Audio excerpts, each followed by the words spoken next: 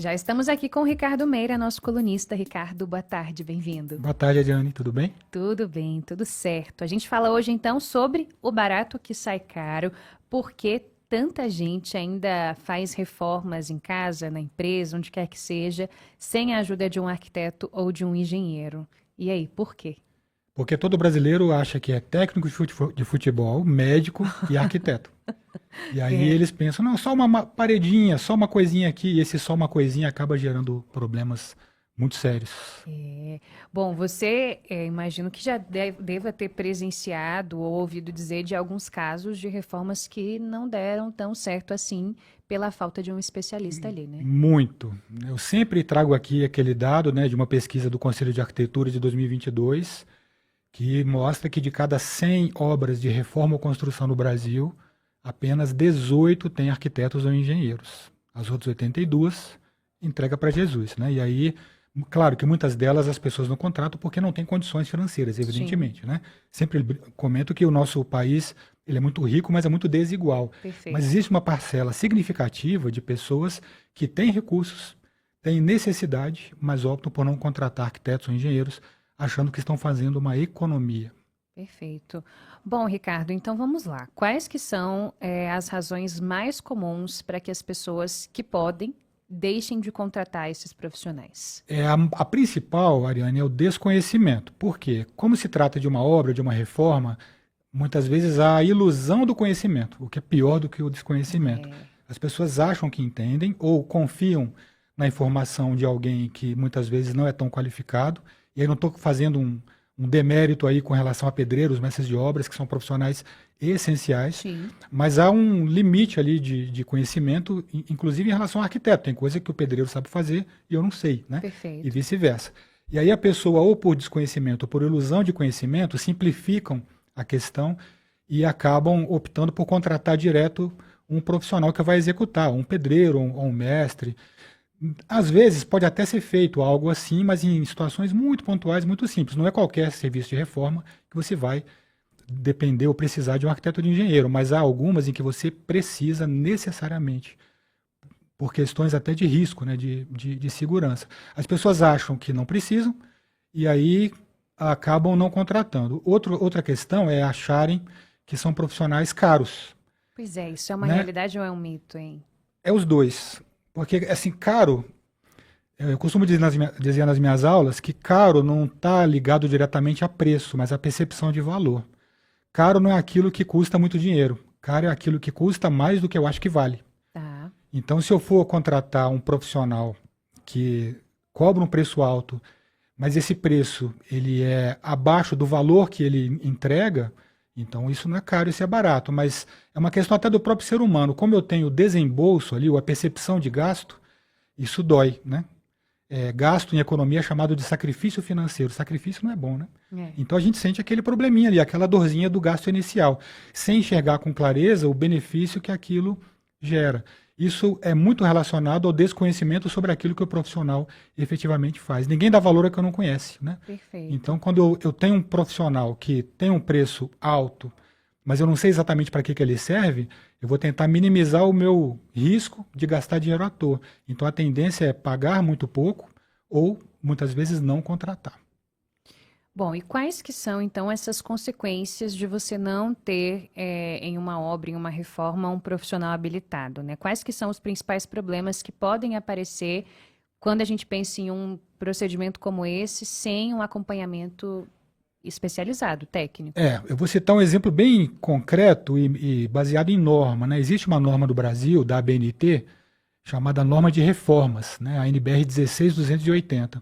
E ela determina que tipo de serviço exige um acompanhamento de um profissional habilitado, arquiteto ou engenheiro. Uhum. E quais serviços podem prescindir desse profissional.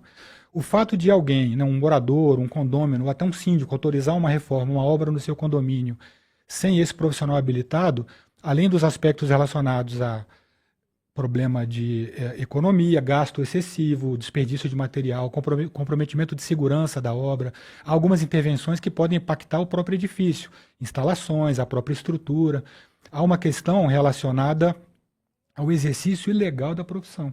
E poucas pessoas sabem disso. Por exemplo, na norma de reformas está determinado que qualquer tipo de reforma que implique, por exemplo, vou pegar uma coisa simples. Eu quero reformar um banheiro e eu quero tirar a pia de um lugar e colocar no outro. Tá. Isso implica numa alteração significativa nas instalações, que podem comprometer até a instalação do condomínio, falando de prédio, né? Sim. Eu não posso fazer isso sem um profissional, arquiteto ou engenheiro. Se o morador faz isso por conta própria e eventualmente haja uma denúncia até do próprio síndico fiscalizando a obra, esse morador ele não tem um profissional habilitado, então ele pode ser acusado por exercício ilegal da profissão, porque é uma obra que só pode ser feita supervisionada por um arquiteto ou por um engenheiro.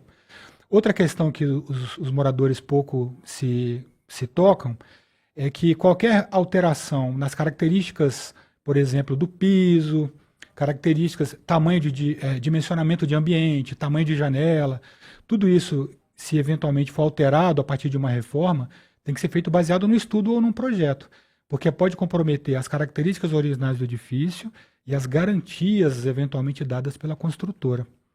Legal até a gente comentar com o nosso colunista Paulo Roque, se ele pode dar uns pitacos ali na coluna dele, né? Boa. Porque entram questões jurídicas aí.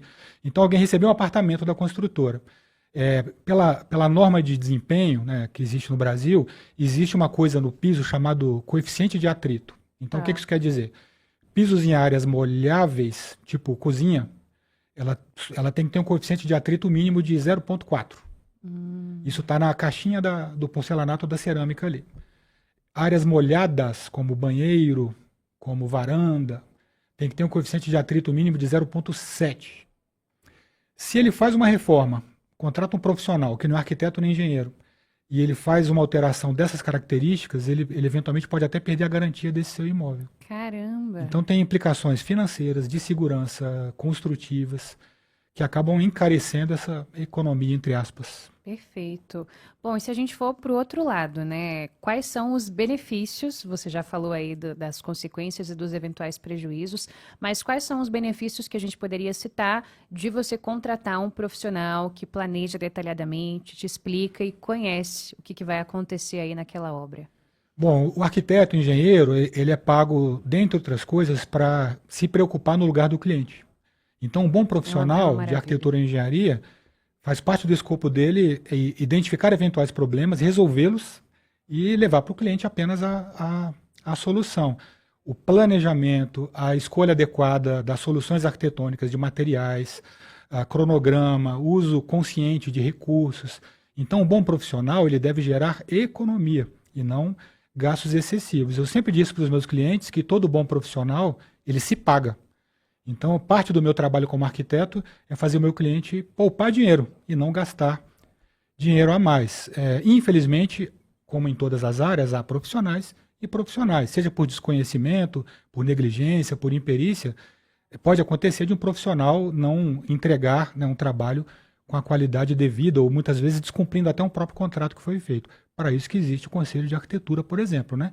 O cliente, o cidadão pode denunciar esse profissional e esse profissional vai responder de acordo com as normas aí do Conselho. Ricardo, quando que entra o arquiteto e quando que entra o engenheiro ou quando entram os dois em uma obra? Boa pergunta. Essa é a pergunta de $1 milhão. São profissões irmãs, né? Sendo bem rapidinho, as profissões até 2012, elas inclusive estavam submetidas a um mesmo conselho, né? O CONFEA, CREA.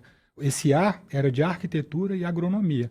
A partir de 2012, né, os arquitetos saíram desse conselho e criaram um conselho próprio, do qual eu sou presidente aqui no Distrito Federal, né, Conselho de Arquitetura e Urbanismo do DF. Existem leis específicas que regem ambas as profissões, mas ainda há alguns sombreamentos. Então, algumas áreas, tanto arquitetos quanto engenheiros podem atuar. Por uma questão de formação e de capacitação, é diferente de habilitação. E aí é uma visão de arquiteto, evidentemente, né? Projetos arquitetônicos, por exemplo, o arquiteto urbanista é aquele profissional, além de habilitado, qualificado para fazer esse projeto. Projetos estruturais, por exemplo, de uma casa ou de um edifício. Tanto o arquiteto quanto o engenheiro têm a habilitação para fazer, mas, via de regra, o engenheiro ele é muito mais capacitado para fazer. Via de regra, estou generalizando. Então, há algumas áreas que têm sobreamento, mas, de modo geral, geralmente no planejamento, na concepção do espaço, na definição de ambientes, materiais, eu estou falando do arquiteto. Os aspectos construtivos, estruturais, técnicos é uma especialidade maior dos engenheiros. Em se tratando de reformas e de construções, tanto arquitetos quanto engenheiros civis, nesse caso, podem se responsabilizar. Então, é uma área meio nebulosa ali em que ambos podem atuar. São profissões irmãs. E existem algumas reformas, talvez pontuais e menores, que de fato não precisem desses profissionais? Sim, essa própria norma de reformas, ela descreve que tipo de serviço pode prescindir desses profissionais. Eu até recomendo ao nosso ouvinte entrar ali na internet, pesquisar NBR 16280.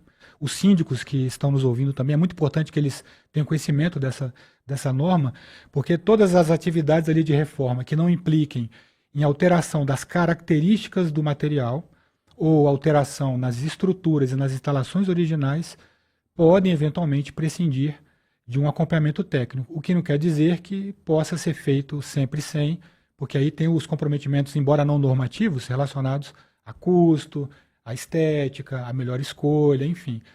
É como você decidir se curar de uma doença tomando remédio por conta própria ou ir a um médico. Quando a coisa aperta, a gente procura um especialista e ninguém acha caro demais, porque a gente está falando da nossa saúde. Da nossa saúde. A arquitetura também é saúde, é uma profissão que envolve saúde, segurança, a própria vida do cidadão. Então é algo que precisa ser visto com a mesma importância. Muito bom. E Ricardo, para a gente fechar, onde que os ouvintes podem buscar arquitetos e engenheiros confiáveis? E se você puder dar algumas dicas de estratégias para que o serviço seja adequado ao orçamento de cada família. Boa. O Conselho de Arquitetura, ele tem no site, né, caldef.gov.br, tem um linkzinho lá chamado Ache um Arquiteto. Legal. E aí a pessoa pode entrar ali, colocar, né, de onde ela é, a especialidade, e aí aparece uma lista de profissionais. Ainda é pouco usado, a gente até tem um projeto para o ano que vem para incrementar essa ferramenta. Geralmente a melhor forma que as pessoas utilizam é pedindo indicações. Mas aí eu recomendo que, além das indicações, é importante que a pessoa pegue o nome desse profissional e faça uma consulta no Conselho de Arquitetura para verificar se existe alguma denúncia, se essa pessoa já cometeu alguma infração ética, se tem algo relacionado à qualidade do seu trabalho. A melhor forma de contratar um profissional é entender com clareza a sua necessidade, buscar orçamentos, verificar indicações, mas sempre partir da premissa de que é muito melhor ter alguém habilitado e qualificado para me assessorar do que eu ter que me preocupar com isso e fazer sozinho, Excelente. porque acaba sendo um risco sempre muito grande. Muito bom. Ricardo Meira, muito obrigada por hoje. Boa semana para você. Até segunda que vem. Valeu, até segunda.